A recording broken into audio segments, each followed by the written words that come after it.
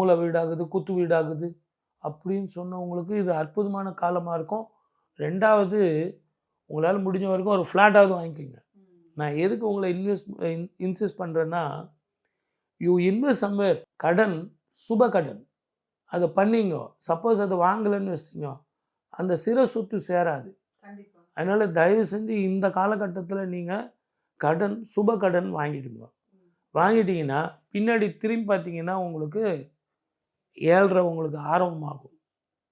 அந்த 7.5 பீரியடில் அதிலிருந்து ஒரு வருமானம், அதிலிருந்து இஎம்ஐ கட்டுறது, அந்த வருமானம் உங்களுக்கு மன நிம்மதியை கொடுக்கறது, நீங்கள் படித்த படிப்பினால் உங்களுக்கு அற்புதமான காலம்.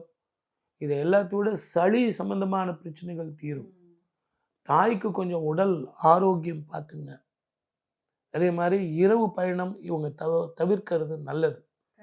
இவங்க ஜாதகத்தில் 11ஆம் இடத்துல வந்து சனீஸ்வரர் இருக்கிறது லாபத்தை கொடுத்து உடல் ஆரோக்கியத்தை கெடுப்பான்.